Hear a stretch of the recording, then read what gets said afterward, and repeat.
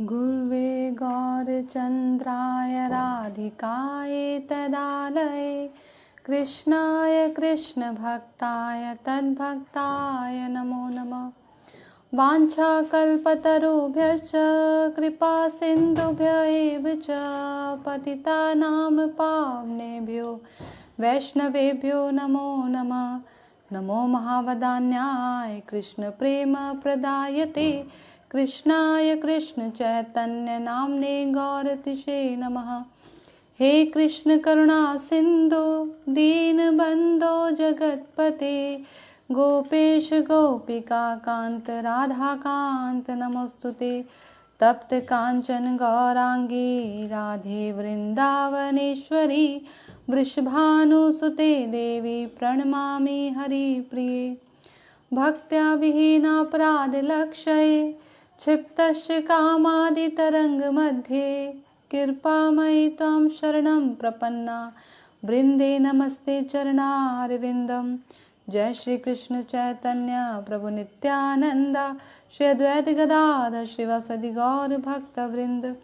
हरे कृष्णा कृष्ण कृष्ण हरे हरे हरे राम राम राम हरे हरे। हरे कृष्णा। मैं सर्वप्रथम अपने गुरुदेव ओम विष्णुपाद अष्टोत्तर श्रीमद् भक्ति वेदांत माधव गोस्वामी महाराज जी के चरण कमलों में अनंत कोटि दंडवत प्रणाम अर्पण करती हूँ।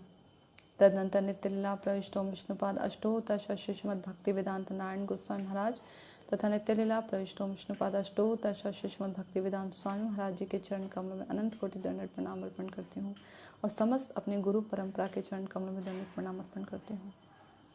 हरे कृष्णा। तो कैसे हैं आप सभी लोग?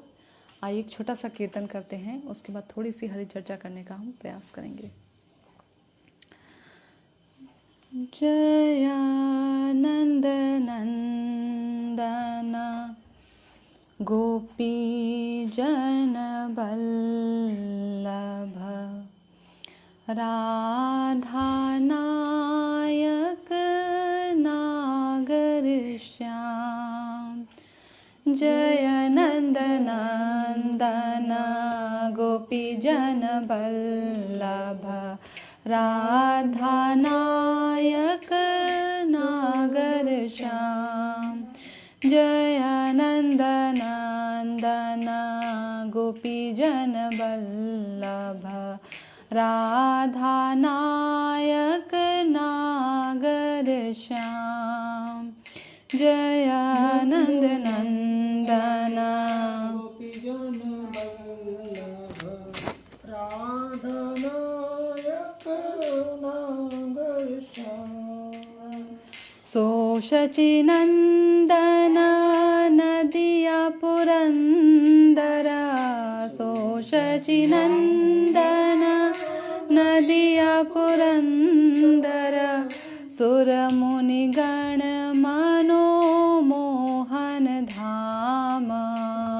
सुर मुनि गण मनोमोहन धाम।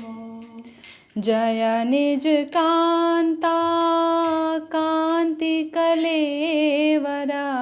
जय निज कांता कांति कलेवरा। जय जय प्रेयसी भाव विनोद। जय जय प्रेयसी भाव विनोद। जय ब्रज सहचरी लोचन मंगला। जय ब्रज सहचरी लोचन मंगला। जय नदिया वासी नयन आमोद। जय नदिया वासी नयन आमोद। जय जय श्री दाम सुदाम सुबलार्जुन। जय जय श्री दाम सुदाम सुबलार्जुन। प्रेम वरदन नवघन रूपा। प्रेम वरदन नवघन रूपा। जय रामादि सुंदर प्रिय सहचरा, जय रामादि सुंदर प्रिय सहचरा, जय जगमोहन गौर अनूपा, जय जगमोहन गौर अनूपा, जय अति बल बल राम प्रियानुज, जय अति बल बल राम प्रियानुज, जय जय नित्यानंद आनंद, जय जय नित्यानंद आनंद, जय जय सज्जन गण भय भंजना, जय जय सज्जन गण भय भंजना, गोविंद दासाश अनुबंध, गोविंद दास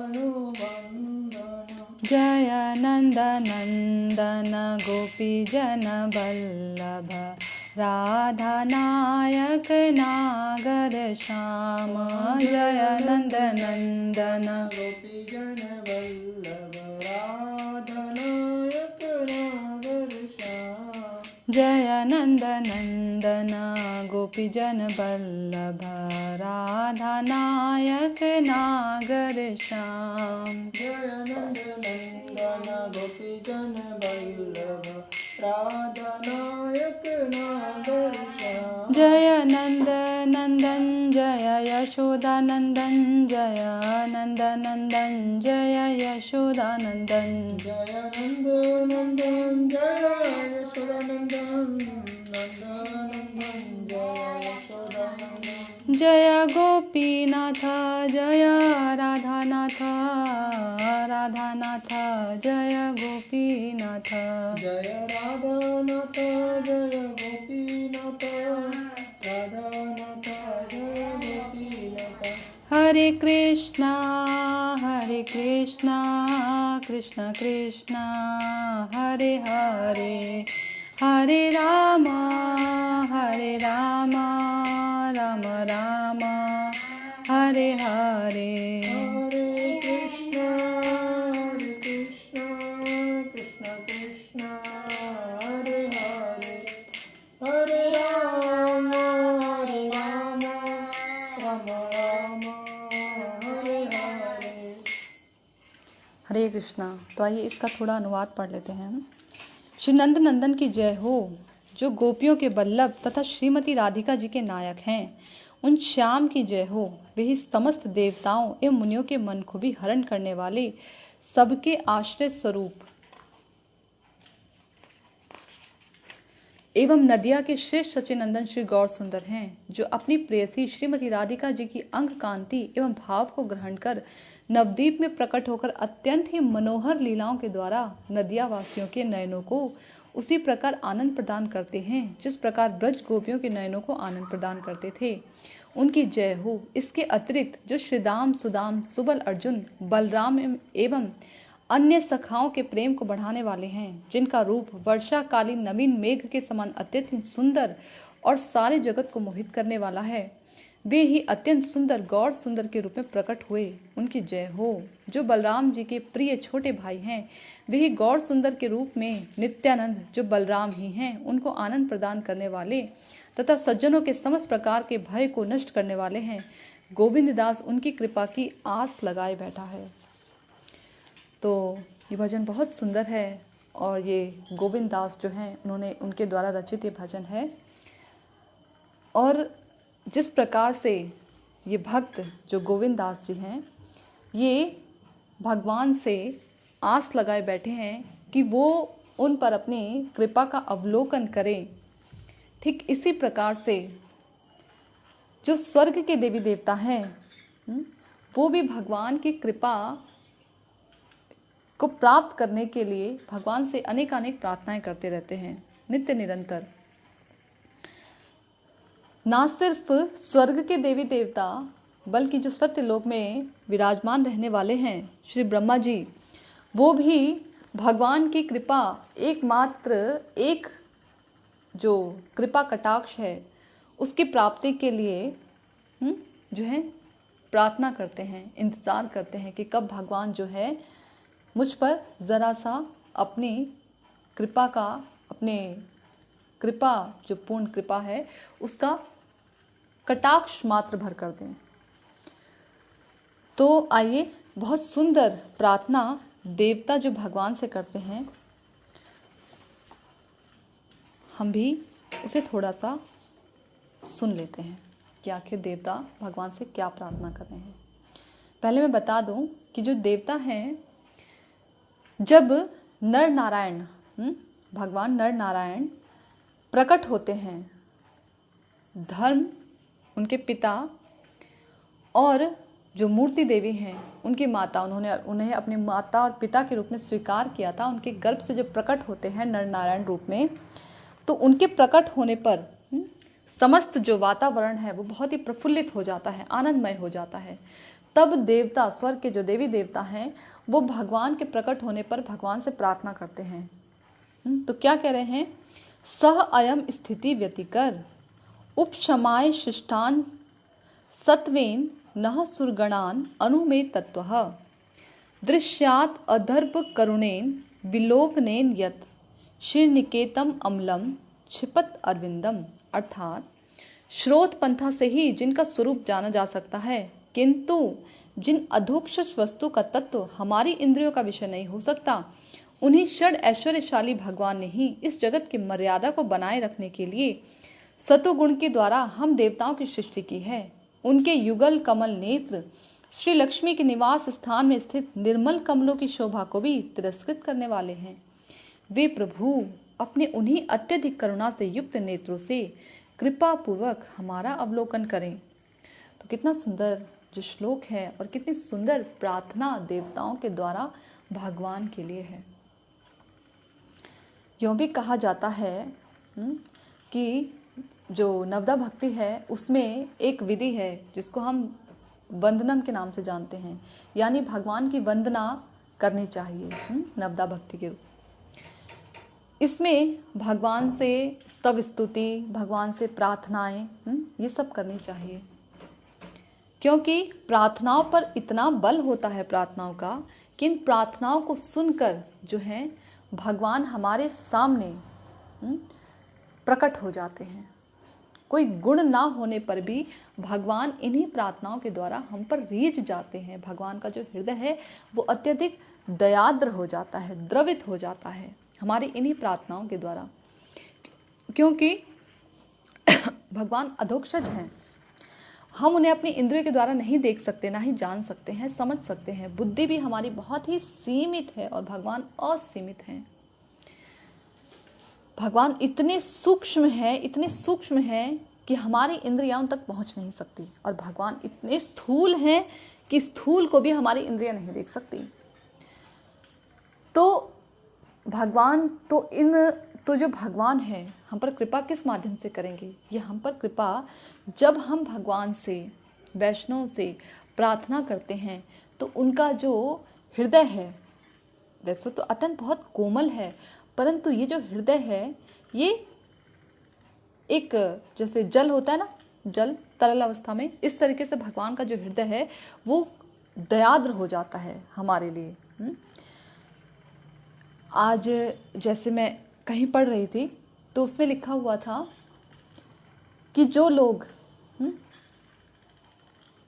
भगवान के भक्त होते हैं, जो शांत स्वभाव वाले होते हैं, शांत स्वभाव वाले यानी कि जिनके हृदय में किसी भी प्रकार की कामना वासना नहीं होती भगवान की सेवा के अतिरिक्त, उनको तुष्ट करने के अतिरिक्त, ऐसे भक्तों पर जब ऐसे लोग जिनका जो हृदय है अशांत होता है, जो अशांत स्वभाव के होते हैं, यानी कि जिनके हृदय में अनेकानेक कामनाएं वासनाएं होती हैं, असुर स्वभाव के होते हैं, ऐसे लोग जब उन लोगों पर हावी हो जाते हैं, जब उन्हें तंग करने लगते हैं, तो भगवान का हृदय अपने भक्तों की इस प्रकार की अवस्था को देखकर दयाद्र होता है, करुणा से युक्त हो जाता है, और भगवान कृपा करने के लिए, ऐसे भक्तों पर कृपा करने के लिए भगवान प्रकट होते हैं।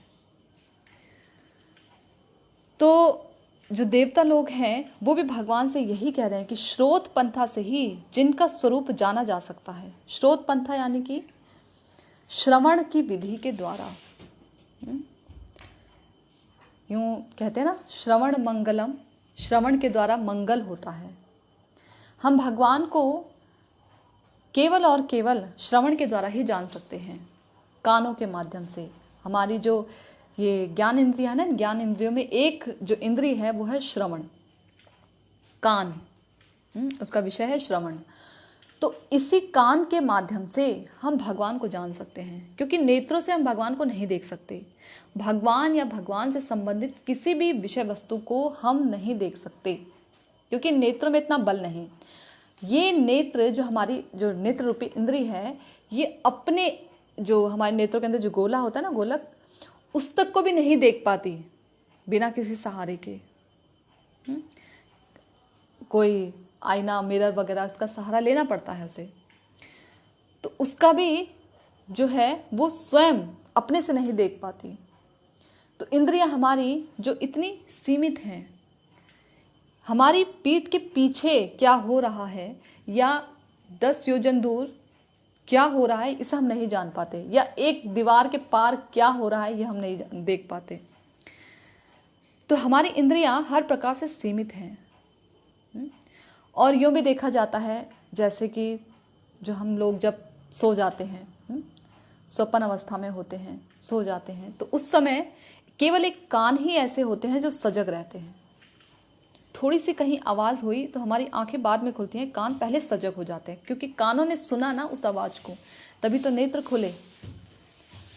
तो जो कान हैं उन्हीं के माध्यम से हम भगवान को जान सकते हैं, समझ सकते हैं।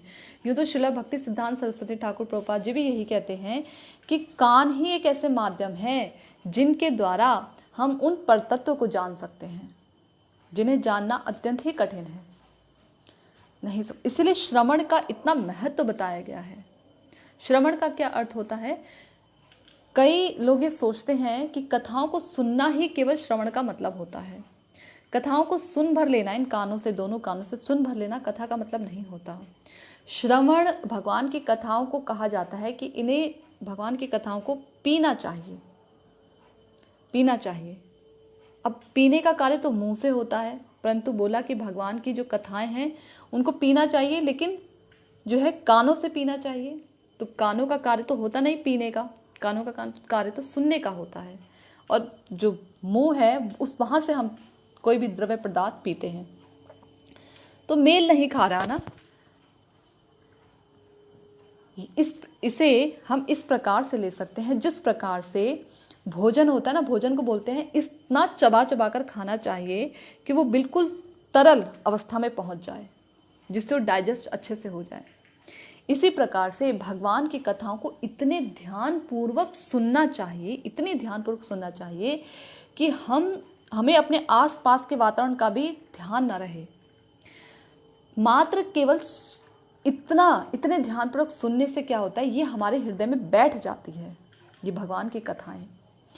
और जब ये भगवान की कथाएं बैठती हैं तो हम इन कथाओं पर, क्योंकि मन की आदत होती है चिंतन करने की, इन कथाओं को हम चिंतन करने लग जाते हैं। और चिंतन करने के बाद जिस चीज का मन चिंतन करता है, इंद्रियां वही कार्य करती हैं, क्योंकि मन राजा है ना, इंद्रियां प्रजा है। इंद्रियां वही कार्य करती हैं जो मन कहता है। तो जब मन इस पर चिंतन करने लग जाता है तो इंद्रियां उस ओर उन्मुख होने लग जाती हैं, स्वाभाविक रूप से उन्मुख होने लग जाती हैं। तो मैं ये कह रही थी कि जो कान है केवल एक वही माध्यम है भगवान की कथाओं को सुनने का। और श्रवण का जो अर्थ होता है वो होता है भगवान की कथाओं को सुनने के बाद उसको अपने जीवन में वर्ण करना, उसे धारण करना अपने जीवन में। क्योंकि जब तक हम भगवान की, ऐसा कहा जाता है ना कि भगवान की कथाएं तो हम बहुत सुनते हैं। कई, जैसे एक दो लोगों ने प्रश्न भी पूछा था कि भगवान कहते हैं भगवान की कथाओं को सुनने से मंगल होता है। हम तो कितने समय से भगवान की कथाओं को सुन रहे हैं, परंतु हमारा तो मंगल होता हमें दिख नहीं रहा किसी प्रकार की। भगवान के नाम में, उनकी कथाओं में हमारी तनिक भी जो रुचि है नहीं उठ रही। और जो हमारे अनर्थ हैं, अपराध हैं, वो प्रवृत्ति एज इट इज़ बनी हुई है। पहली बात तो इतने समय से हम लोग ये सब चीज़ें करते आ रहे हैं ना, इतने अनर्थ इतने पाप इकट्ठा करते आ रहे हैं कि जो हमारी प्रवृत्ति है वो बड़ी मुश्किल से लगती है भगवान में। और लग भी जाए तो सुदृढ़ भाव से नहीं लगती, थोड़ा समय लगता है लगाने में। दूसरी बात ये कि जब हम भगवान की कथाओं को सुनते हैं तो केवल सुनना नहीं है, वो उसे ठीक से सुनना नहीं कहा जाता। सुनने का अर्थ होता है जिस किसी भी विषय वस्तु को हमने सुना के बाद उसका वर्णन करते हैं, उस पर अमल करते हैं।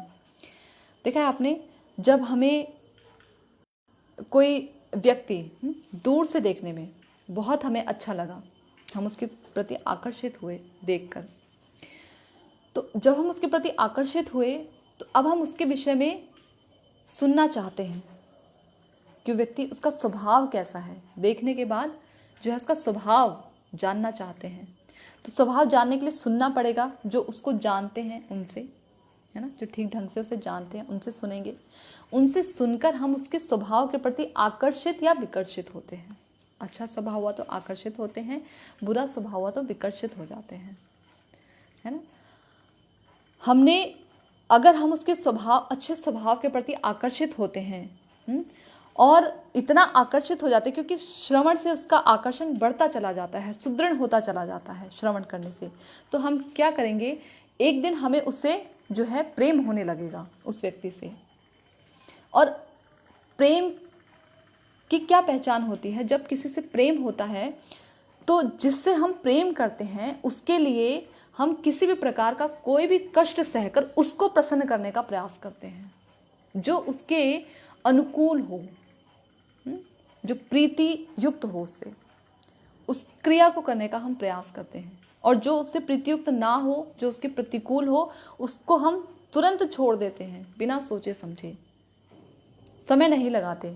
बस इतना ही हमारे लिए जानना काफ़ी होता है कि ये जो क्रिया है ये उस व्यक्ति को पसंद नहीं है। इससे अधिक हमें जानने का हम प्रयास ही नहीं करते। तो इसी प्रकार से जब हम प्रेम करना चाहते हैं श्री भगवान से और हम उनसे प्रेम करना चाहते हैं, तो प्रेम करने के लिए जो कुछ भी उनके अनुकूल है, जो उन्होंने कहा है, उसका तो उसे हम पालन करना पड़ेगा ना। और जो कुछ प्रतिकूल है, जो उन्हें पसंद नहीं, उसे हमें छोड़ना पड़ेगा। उसमें क्यों, अगर, मगर ये सवाल नहीं होते।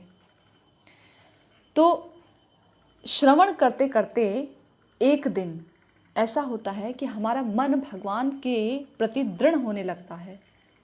धीरे धीरे श्रवण से ही हमारे मन में भगवान के प्रति रति उत्पन्न होने लगती है। तो यहाँ कह रहे हैं कि श्रोत पंथा से ही जिनका स्वरूप जाना जा सकता है, अर्थात श्रवण के माध्यम से ही जिन्हें हम जान सकते हैं। किंतु जिन अधोक्षज वस्तु का तत्व हमारी इंद्रियों का विषय नहीं हो सकता, है ना। बताया ना कि अधोक्षज, भगवान को अधोक्षज भी कहते हैं। अधोक्षज यानी जो अक्षज, जो हमारी इन इंद्रियों से, हमारे नेत्रों से, हमारी इन इंद्रियों से दूर हो, हमारी पहुंच के बाहर हो, इंद्रियां जिन्हें पकड़ ना सके, वो अधोक्षज भगवान। कितना भी हम प्रयास कर ले, हम अपनी ज्ञान इंद्रियों के द्वारा, कर्म इंद्रियों के द्वारा भगवान को नहीं पकड़ सकते, उन्हें नहीं पकड़ सकते। तो कैसे पकड़ सकते हैं, हमारी इंद्रियों का विषय नहीं हो सकता भगवान। हमारी जो हैं, इन जो इंद्रियां हैं, जो सीमित इंद्रियां, इनका विषय नहीं, इन इंद्रियों के द्वारा भगवान पकड़ में नहीं आते। तो जब हमारी चेष्टा भगवान देखते हैं उस प्रकार की, तो भगवान पकड़ में आते हैं। याद है जब यशोदा मैया भगवान श्री कृष्ण को उखल से बांधने के लिए पकड़ने का प्रयास करती हैं, पहले उन्हें बांधती हैं, पहले उन्हें पकड़ने का प्रयास करती हैं। खूब भगवान भाग रहे हैं राजमार्ग की ओर, और यशोदा मैया भी भाग रही हैं। यशोदा मैया ने, अगर किसी को हमें पकड़ना है तो उसके बराबर भागकर या उससे धीरे भागकर हम उसे नहीं पकड़ सकते। सामने वाले व्यक्ति को पकड़ने के लिए हमें उससे तीव्र गति में भागना होगा, तब हम उसे पकड़ सकते हैं। तो कृष्ण भागे जा रहे हैं, अखिल ब्रह्मांड के मालिक, जिनकी भ्रुकुटी हिलने मात्र से ही जो सृष्टि का सृजन, पालन और संहार हुआ करता है, ऐसे भगवान यशोदा मैया के एक डंडे के डर से भाग रहे हैं और यशोदा मैया उन्हें पकड़ रही हैं, उनसे भी द्रुत गति से तेज भागते हुए, और पकड़ लिया। चेष्टा ऐसी कि पकड़ लिया। तो हमें भी जब हम भजन करते हैं तो अगर हमारा साधन बड़ा ही ढीला ढाला है, अगर हमारा साधन ऐसा है कि बस थोड़ा हरिनाम हो रहा है, थोड़ी हरि कथा भी सुन लेते हैं, थोड़ा बहुत जो है भगवान का दर्शन, आरती, वंदन, अर्चन, स्तवन ये सब कुछ हो जाता है, परंतु तो भी इसमें वो एक ताप नहीं है, एक भगवान से मिलने का एक आवेश नहीं है, तो जो है भगवान पकड़ में आने वाले नहीं। बहुत समय लगेगा, फिर तो बहुत समय। और यदि हम चाहते हैं कि नहीं हम भगवान को इसी जन्म में पकड़ लें, तो हमें उनसे भी अधिक तेज गति से उन्हें पकड़ना पड़ेगा। यानी कि जितना प्रेम भगवान हमसे करते हैं उससे कहीं अधिक हमें भगवान से प्रेम करना होगा, तब हम उन्हें पकड़ पाएंगे। दूसरी तरफ देखते हैं, जब यशोदा मैया कृष्ण को पकड़ लेती हैं तो यशोदा मैया उखल पे कृष्ण को बांधती हैं, और जब उखल पे कृष्ण को बांधती हैं तो बांधने का जब प्रयास कर रही होती, भगवान बंध नहीं रहे, 2 उंगल छोटे पड़ जाते हैं। 2 उंगल जो रस्सी है वो बार बार छोटी पड़ जाती है। सारे घर की रस्सियां, यहाँ तक कि आस पड़ोस की रस्सियों को मंगाकर भी वो बांधती हैं, परंतु बंधते नहीं कृष्ण। 2 उंगल वो रस्सी छोटी पड़ जाती, ना तो कृष्ण का जो उदर है वो बढ़ रहा है, ना ही रस्सी छोटी हो रही है, परंतु तो भी 2 उंगल जो रस्सी है वो कम ही पड़ जाती है, भगवान बंधते नहीं। तो आखिर क्या कारण है? तो यहाँ पर शिक्षा देती है यशोदा मैया कि यदि ये जो 2 उंगल का जो दिखाया गया, इसमें हमारे आचार्यगण बताते हैं कि जो 2 उंगल जो कम बताई गई ना, ये बताई गई चेष्टा, यानी चेष्टा में कमी। चेष्टा में कमी है तो भगवान की कृपा भी पूरी तरह से नहीं हो पा रही। तो हमारी चेष्टा ऐसी हो कि यशोदा मैया ने क्या किया, कहा, जो गोपियां थी जो देख रही थी वो हंसने लगी यशोदा मैया को देखकर, कहने लगी कि हे यशोदे, तुम इसे क्यों बांध रही हो? इसके ललाट पर तो विधाता ने बंधन लिखा ही नहीं है, ये बंधेगा नहीं। तो यशोदा मैया को बहुत बुरा लगता है। वो कहती हैं, मेरे गर्भ से ये निकला, मैंने इसे जन्म दिया है, जननी मैं हूं इसकी, तो क्या मैं इसे नहीं बांध पाऊंगी? चाहे सुबह से शाम हो जाए, चाहे जिंदगी निकल जाए, लेकिन मैं इसे बांध कर रहूंगी, मैं इसे बांध कर ही रहूंगी। ऐसा दृढ़ विश्वास यशोदा मैया का, ऐसे दृढ़ चेष्टा। तो ऐसे ही हमारे साधन भजन में भी इतनी दृढ़ता होनी चाहिए कि चाहे कुछ भी हो जाए, परंतु हम जो हैं भगवान का भजन कभी नहीं छोड़ेंगे, कभी नहीं छोड़ेंगे। तो यशोदा मैया इसी चेष्टा को देखते हुए कृष्ण ने क्या किया, जो कृष्ण की योग माया जो शक्ति थी, उन्होंने जो है छुप गई, और कृष्ण ने उन्हें उनके बल पर उन्हें कृपा करनी पड़ी और बंधना पड़ा कृष्ण को। तो ऐसे ही जब भगवान हमारी चेष्टा को देखते हैं, तीव्र चेष्टा को, चेष्टा नहीं तीव्र चेष्टा को जब देखते हैं, ऐसी चेष्टा हो रही थी यशोदा मैया की कि उनके जो सर पे लगे पुष्प थे वो तक भी गिर गए बांधते बांधते, वस्त्र भी ढीले पड़ गए। इस प्रकार की इतनी चेष्टा कि पसीने से तरबतर हो गई। सुबह बांधने को निकली थी और दोपहर हो गई। उसके बाद मात्र केवल अपने सर की एक रेशम की डोरी से कृष्ण बंध गए। जो यशोदा मैया के सर पर जो रेशम की डोरी थी उसी से बंध गए, ऐसे कृष्ण बंध गए। तो चेष्टा में यदि पूर्ण चेष्टा होगी तो भगवान की भी पूर्ण कृपा होगी, तो ही ये अधोक्षज भगवान पकड़ में आते हैं। आगे क्या कह रहे हैं देवता लोग, उन्हीं षड ऐश्वर्यशाली भगवान ने ही इस जगत की मर्यादा को बनाए रखने के लिए सत्व गुण के द्वारा हम देवताओं की सृष्टि की है। उन्हीं षड ऐश्वर्यशाली भगवान षड ऐश्वर्यशाली हैं। अगर यूं कहा जाए कि भाई भगवान किसे कहते हैं, तो शास्त्र बताते हैं कि भगवान की परिभाषा है भाई, ऐश्वर्य से समग्रस्य वीर्यस्य यशः श्रिय ज्ञान वैराग्यश्चे षडांग भग इतिंगना। ये 6 जिसके अंदर पूर्ण रूप से गुण पाए जाते हैं, यही भगवान कहे जाते हैं, और कोई भगवान नहीं है। कभी कोई कहीं से उठकर आ गया, उसने बोला भाई ये भगवान है, हम भगवान हैं, देखो हम, वो बहुत समय पहले एक चले थे, वो बबूती देते थे हाथ में, हाँ बबूती रखते थे और कहते थे लो भाई ये भगवान है और ये बबूती दी है भगवान ने, तुम्हारे घर के जितने भी कष्ट हैं दूर हो जाएंगे इस बबूती से। तो ऐसे भगवान बहुत निकलते हैं, परंतु ये भगवान कैसे है? ये भगवान ऐसे हैं जिनका जन्म भी होता है, मृत्यु भी होती है, इन्हें कष्ट भी सहना पड़ता है, बुढ़ापा भी होता है, बीमारियां भी लगती हैं और कर्मों के बंधन में भी जकड़े जाते हैं और ना जाने अगले जन्म में कौन सी योनि में पटक दिए जाते हैं। ये ऐसे सो कॉल्ड भगवान है। परंतु जो शास्त्र बताते हैं वो भगवान कौन से हैं? वो भगवान है कि जिनके अंदर 6 गुण पूर्ण मात्रा में पाए जाते हैं। कौन कौन से? ऐश्वर्य से, भगवान से अत्यधिक ऐश्वर्यशाली और कोई नहीं। भगवान से अत्यधिक जो सुंदर है, जिनका जो श्री है, उनसे अत्यधिक सुंदर और कोई नहीं। इसकी अगर मैं डिटेल बताऊंगी तो बहुत समय निकल जाएगा, इस एक श्लोक का ही बहुत विस्तार से वर्णन है, तो शॉर्ट में बता रही हूँ कि भगवान से अत्यधिक शक्तिशाली कोई नहीं, भगवान से अत्यधिक सुंदर कोई नहीं, अत्यधिक तो छोड़िए, उनके बराबर भी कोई नहीं। जब भगवान के जो भक्त हैं, ये जब यशोदा जी और नंद बाबा अपने पूर्व जन्म में प्रार्थना करते हैं, जब वसुदेव जी और देवकी जब पूर्व जन्म में प्रार्थना करते हैं, तो वो कहते हैं कि हमें ना आपके बराबर, जो आप जैसा पुत्र चाहिए। तो भगवान कहते हैं भाई मेरे बराबर तो इस संसार में ऐसा कोई है ही नहीं जो मेरे बराबर का हो, मेरे जैसा कोई नहीं, तो मैं ही तुम्हारा पुत्र बनकर आ जाता हूँ। तो भगवान के बराबर भी कोई नहीं होता। भगवान इतने सुंदर हैं कि स्वयं भगवान भी अपने रूप को देखकर विस्मित हो जाते हैं, मोहित हो जाते हैं। इतना सुंदर रूप, इतने विस्मित हो जाते हैं, इतने सुंदर तो भगवान है, इतना सौंदर्य उनका है।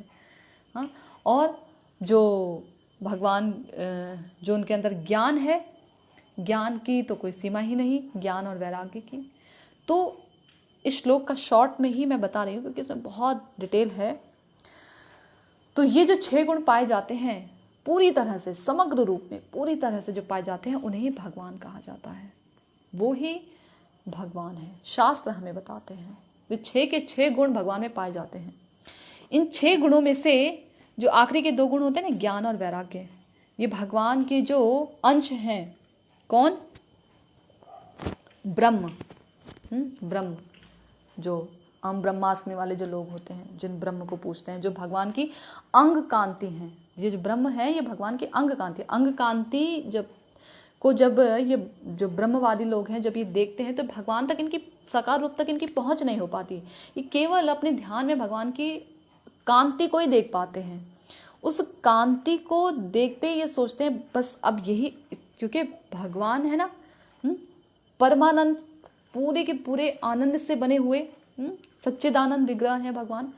तो उनकी कांति में भी इतना आनंद है कि वो अब उस आनंद से आगे बढ़ ही नहीं पाते। वो सोचते हैं बस यहीं तक आनंद है, इतना आनंद। तो भगवान की जो अंग कांति है, शरीर से निकली जो अंग कांति है, वो ब्रह्म है। और ये ब्रह्म में ये जो 2 गुण है ना, ये पाए जाते हैं, ज्ञान और वैराग्य।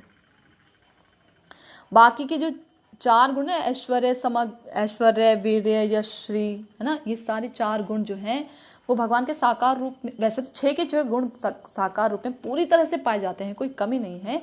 लेकिन क्योंकि इन 4 जो गुण हैं जो ऊपर के बताए गए, इनसे पता लगता है कि भगवान का आकार भी है साकार रूप में।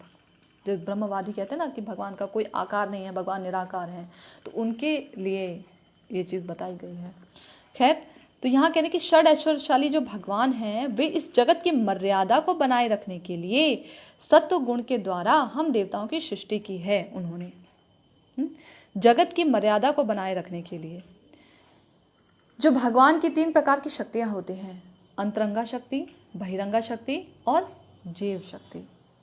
जीव शक्ति जो तटस्था शक्ति है, जो हम जीवात्माएं हैं, और अंतरंगा शक्ति भगवान की जो अपनी स्वरूप शक्ति है। बहिरंगा शक्ति जो ये माया शक्ति है, जो ये माया जगत है, इस जगत की सृष्टि करती है भगवान की जो बहिरंगा शक्ति है वो।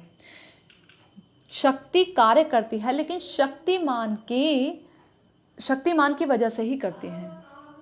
यदि शक्तिमान ना चाहे तो शक्ति अपना कार्य नहीं कर सकती। यदि हम ना चाहे कि हमारा हाथ जो है सामने रखे हुए ग्लास को उठाए तो नहीं उठाएगा, क्योंकि हम नहीं चाहते, है ना। हाथ में तो इतना अपना अलग से कोई स्वतंत्र इच्छा है नहीं कि वो उठाए हमारी मर्जी के बगैर। तो ऐसे ही भगवान की इच्छा से, जो भगवान की शक्ति है, वो इस माया जगत का निर्माण करती है। अब अगर कहा जाए, कोई ये प्रश्न पूछे कि भाई भगवान को इस माया जगत का निर्माण करने की जरूरत ही क्या थी, हम माया में फंस गए ना।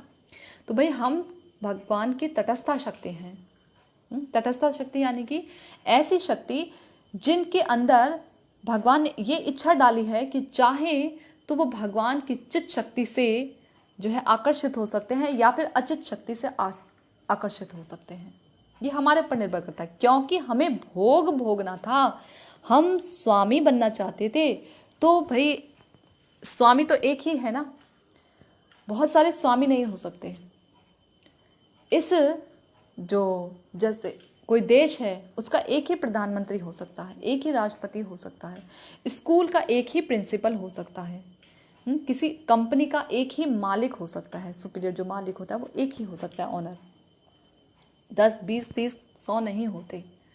तो ऐसे ही मालिक एक ही हो सकता है, क्योंकि लेकिन हम बनना चाहते थे, इसलिए भगवान ने हमारी इच्छा को देखते हुए ये माया जगत बनाया, जिसमें हम सोचते हैं कि हम भोगता हैं।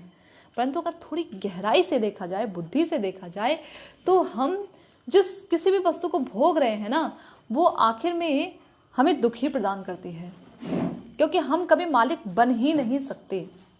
हम सोचते हैं कि हम एक घर के मालिक हैं, है ना, इस एक घर के हम मालिक हैं, परंतु वास्तव में देखा जाए तो वो जो मालिक है बाहर नौकरी करने जाता है। नौकरी नौकर शब्द से बना है, नौकरी करने जाता है, अपने परिवार का पालन पोषण कर रहा है, उसके लिए कष्ट उठाता है, दुख उठाता है ना। और कोई अगर उसके संतान बीमार पड़ जाए तो यहाँ वहाँ अपनी संतान को लेकर दौड़ता है, उसको इलाज करवाता है, उसका चिंता में रहता है। तो और उसका अपने शरीर पर भी बस नहीं, बीमार रोग से ग्रस्त हो जाता है, बुढ़ापा आ जाता है, अनेक प्रकार के उसको जो है कष्ट होते हैं, क्लेश होते हैं। तो ऐसा स्वामी कि भान होता है केवल स्वामी मात्र का, लेकिन वास्तव में होता वो दास ही है। कभी भी जीव स्वामी बन ही नहीं सकता, नहीं बन सकता, इसको स्वरूप में ही नहीं है, स्वरूप में ही नहीं है। तो कह रहे हैं कि इस जगत की मर्यादा को बनाए रखने के लिए भगवान ने सतोगुण के द्वारा देवताओं की सृष्टि की। 3 गुण है ना, जो बहिरंगा शक्ति है, ये 3 गुणों के द्वारा भगवान की जो बहिरंगा माया शक्ति है, 3 गुणों के द्वारा हमें बांधती है। सतोगुण, रजोगुण और तमोगुण के द्वारा। सतोगुण से देवता प्रकट हुए, रजोगुण से मनुष्य और तमोगुण से जो असुर प्रवृत्ति के जो लोग हैं वो प्रकट हुए, असुर कह लीजिए, वो लोग प्रकट हुए। तो भगवान ने सतोगुण के द्वारा इन देवताओं की सृष्टि की है। उनके युगल कमल नेत्र श्री लक्ष्मी के निवास स्थान में स्थित निर्मल कमलों की शोभा को भी तिरस्कृत करने वाले हैं। उनके युगल कमल नेत्र, भगवान के युगल यानी जो 2 नेत्र हैं भगवान के, कैसे नेत्र हैं? कमल सदृश, कमल के समान। देखिए, हम ना जड़ जगत में रहते हैं ना, तो हम चिन्मय जगत की वस्तुओं को समझ नहीं सकते। हमारी बुद्धि इतनी असीमित नहीं है कि हम उसे समझ सके, क्योंकि कभी देखा ही नहीं उस चीज़ को, तो समझेंगे कैसे? जब तक देखेंगे नहीं तो कैसे समझेंगे? हमने देखा ही नहीं कि कभी, जैसे किसी व्यक्ति ने देखा ही ना हो कि मुंबई कैसा शहर है, कभी नहीं देखा उसने, तो वो कैसे समझ सकता है कि मुंबई में क्या क्या विभिन्नताएं हैं, कैसा वो शहर है, कैसे वहाँ जो है लोग आते जाते होंगे, कैसे वहाँ का आचार व्यवहार है? नहीं समझ सकता ना, क्योंकि कभी देखा ही नहीं, सुनकर भी नहीं समझ पाएगा। जैसे कि कोई व्यक्ति नहीं समझ सकता, कोई अगर किसी ने रसगुल्ला कभी खाया ही ना हो अपने जीवन भर और उसे कह दिया जाए रसगुल्ला बहुत मीठा है, तो वो मीठे को लेकर उसके मन में जो जो उसने मीठी चीज़ खाई होगी ना, वो उसकी दिमाग में अंकित हो जाएगी। शायद चीनी जितना मीठा होगा, शायद गुड़ जितना मीठा होगा, है ना, या कोई और जो मिठाई है उसके जितना मीठा, लेकिन रसगुल्ले का जो वास्तविक स्वाद है वो उसको नहीं समझ में आएगा जब तक कि वो उसको खा ना ले। इसी प्रकार से क्योंकि हम इस जड़ जगत में रहते हैं तो चिन्मय जगत की वस्तु को समझ नहीं पाते। तो जो हमारे स्तर पर उतर कर, जो हमारे आचार्यगण हैं, जो हमारे स्तर पर उतर कर ही वो हमें ऐसे उदाहरण देते हैं जिसके द्वारा हम समझ सकते हैं। यूँ तो भगवान के नेत्र अत्यंत ही सुंदर हैं, परंतु तो भी क्योंकि हम समझ नहीं सकते कि ये अत्यंत जो शब्द है ये कितना सुंदर होगा, तो बता देते हैं कि कमल सदृश सुंदर उनके नेत्र हैं। कमल सदृश, कमल देखने में खिला हुआ जो कमल होता है कितना सुंदर लगता है। भगवान के नेत्र भी ऐसे ही खिले हुए, खिले खिले से नेत्र, उससे भी सुंदर अर्ध जो खिला हुआ कमल होता है ना, आधा खिला हुआ, वो और अत्यधिक सुंदर लगता है। तो भगवान के अर्ध खिले खिले नेत्र, बड़ी बड़ी आंख नहीं, अर्ध खिले हुए, ऐसे सुंदर नेत्र, लाल लाल लालिमा छाई रहती है भगवान की आंखों में। तो कह रहे हैं कि ऐसे कमल नेत्र श्री लक्ष्मी के निवास स्थान में स्थित निर्मल कमलों की शोभा को भी तिरस्कृत करने वाले हैं। लक्ष्मी जी का एक नाम है कमला या कमलासना भी उन्हें कहा जाता है, जो कमल पर आश्रित रहती हूँ। कमला यानी कि जिनके हाथ में कमल पुष्प हो या जो कमल पर आसीन रहती हो, कमलों से जिनका घर बना हो, है ना। तो ऐसे जो कमला हैं, उनकी जो लक्ष्मी जी हैं, उनके जो स्थान पे जो अनेक प्रकार के जो कमल है ना, उनकी शोभा को भी तिरस्कृत कर देते हैं भगवान के नेत्र। इतने सुंदर हैं भगवान के नेत्र। हे प्रभु, वे प्रभु अपने उन्हीं अत्यधिक करुणा से युक्त नेत्रों से कृपा पूर्वक हमारा अवलोकन करें। वे प्रभु अपने उन्हीं अत्यधिक करुणा से युक्त नेत्र। आज ही मैं सोच रही थी कि भगवान, जब ये कुरुक्षेत्र का युद्ध हुआ था ना, तो उस समय भगवान ने, जो दुर्योधन था, भगवान के पास गया, उसने बोला आप जो है हमारी ओर से युद्ध कीजिए। तो भगवान ने बोला देखो भाई, मैं तो जो है अर्जुन भी आए हैं, मैं इन्हें भी मना नहीं कर सकता, आपको भी मना नहीं कर सकता। तो मैं ऐसा करता हूँ कि एक तरफ मैं हूँ और दूसरी तरफ मेरी अक्षौहिणी सेना है, ठीक है। मैं युद्ध नहीं करूंगा, लेकिन मेरी सेना, जितने भी सेना में मेरे लोग हैं वो सभी युद्ध करेंगे, उनके पास सारे अस्त्र शस्त्र होंगे, पर मैं युद्ध नहीं करूंगा। तो अब चुन लो भाई किसको चुनना है। तो वो उनकी सेना को चुन लेते हैं। अर्जुन जी तो चाहते यही थे कि कृष्ण हमारे साथ में रहें। तो उनकी सेना में कुछ ऐसे भी लोग होंगे जो हो सकता है भगवान को ठीक ढंग से समझ ही ना पा रहे हों। तो भगवान ने उन ऐसे लोगों पर भी कृपा करने के लिए क्या किया, उन्हें दुर्योधन के पक्ष में भेज दिया। क्यों? क्योंकि उनके अपने पक्ष में रहते तो उनके पक्ष से लड़ते ना, अर्जुन जी के पक्ष से लड़ते। तो भगवान तो अर्जुन के ही पक्ष में थे, तो उन्हीं के पक्ष में खड़े रहकर वो भगवान को देख नहीं पाते। अंतिम समय में, मरने के समय में कैसे देख पाते, उन्हीं के पक्ष में तो थे। तो देखने के लिए कोई वस्तु को सामने होना जरूरी है। तो भगवान जो उनके सामने जो प्रतिद्वंदी खड़े थे, दुर्योधन, उनकी जो सेना खड़ी थी, वो सेना सारी सामने खड़ी थी कृष्ण के। और जो लोग भी अर्जुन के बाणों से आघात पाकर या और जो पांडव लोग हैं उनके शस्त्रों से आघात पाकर जो मर रहे थे, वो भगवान को देख रहे थे उस समय। और भगवान को देखने से, अंतिम समय देखने से उन सबको भगवान मुक्ति प्रदान कर रहे थे। तो सोचिए, भगवान की ये देखने में लग रहा है ना कि भगवान ने जो है अपनी इतनी अक्षौहिणी सेना को मरवा दिया, लेकिन क्या है, उन पर कृपा हो रही है।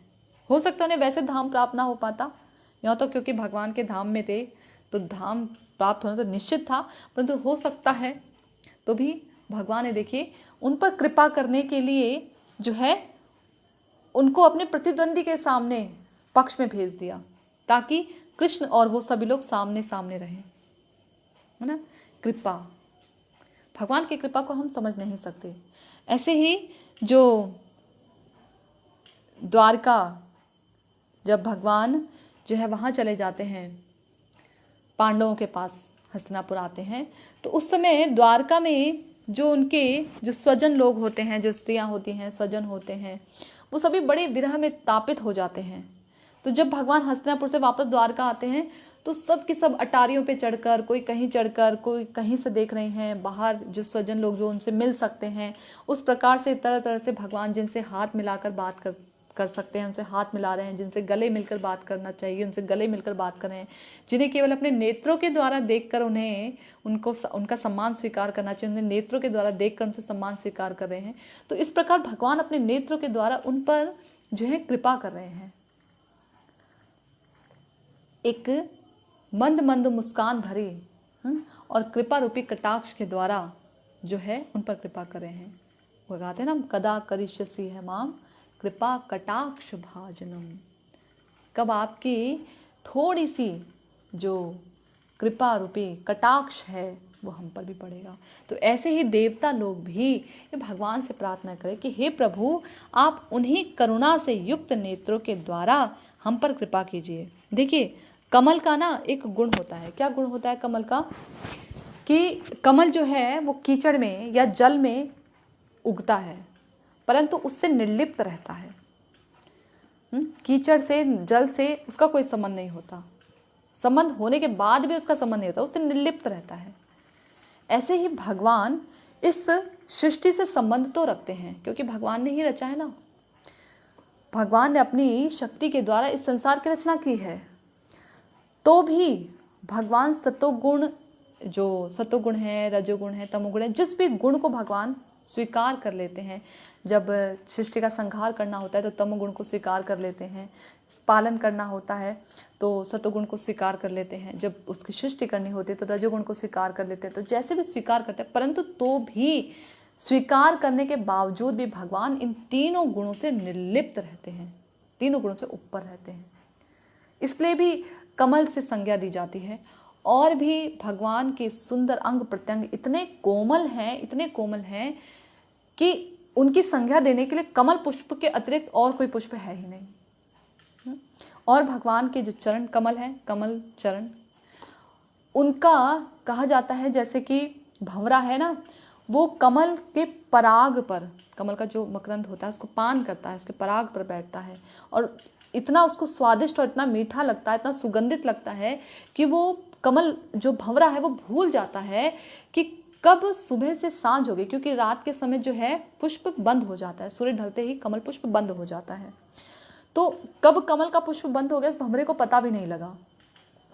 और कभी कभी ऐसा होता है कि उसकी जीवन लीला वहीं समाप्त हो जाती है, उस कमल के अंदर ही अंदर। तो भगवान के चरण कमल, भगवान के जो कमल है, जो भगवान के चरण है ना, उसमें कमल का चिन्ह भी है। तो ये इसका द्योतक है कि भगवान के जो भक्त होते हैं, जो भगवान के चरणों पर पूरी तरह से आश्रित होते हैं, वो आजीवन भर भगवान के चरण कमलों पर जो है आश्रय लिए रहते हैं, ठीक उस भंवरे की तरह। उनको वो मकरंद इतना, भगवान के चरण कमलों से इतनी आसक्ति होती है कि वो उसे किसी भी प्रकार से छोड़ना नहीं चाहते, किसी भी प्रकार से नहीं। और शांति का भी प्रतीक कमल के फूल को माना जाता है कि भगवान के चरण कमलों का, भगवान का जो आश्रय लेता है, भगवान के जो नेत्र हैं, कृपापूर्ण नेत्र, उनका एक मात्र एक दृष्टि ही, दृष्टि पड़ते ही जीवन में, उस व्यक्ति के जीवन में शांति प्राप्त हो जाती है उसे। तो ये सुंदर प्रार्थना देवता लोग भगवान से करते हैं। नर नारायण जो भगवान है, जो ऋषि हैं, लोग प्रार्थना करते हैं, जिस प्रार्थना को सुनने के बाद वो लोग उन पर, उन देवताओं पर अपनी कृपा की दृष्टि करते हैं, अवलोकन करते हैं और गंधमादन पर्वत की ओर चल देते हैं। ठीक है, तो आप भी भगवान का भजन कीजिए और भगवान की कृपा की प्राप्ति के लिए भगवान से प्रार्थनाएं कीजिए। बिना प्रार्थना के जो है हमारा हृदय बिल्कुल भी, जो ये कठोर हृदय है ना, ये कोमल नहीं बन पाता। प्रार्थना में बहुत बल है। ठीक है, तो इसी के साथ मैं कथा की समाप्ति करती हूँ। हरे कृष्णा। यदि किसी का कोई प्रश्न हो तो आप अपने प्रश्नों को लिखकर भेज सकते हैं। मैं अगली बार प्रश्नों के उत्तर देने का पूरी तरह से प्रयास करूंगी। कथा में यदि किसी प्रकार का कोई त्रुटि रह गई हो तो उसके लिए मुझे क्षमा करें। हरे कृष्णा। वांछा कल्पतरुभ्यश्च कृपा सिंधुभ्यश्च पतितानां पावनेभ्यो वैष्णवेभ्यो नमो नमः। श्रील गुरुदेव की जय।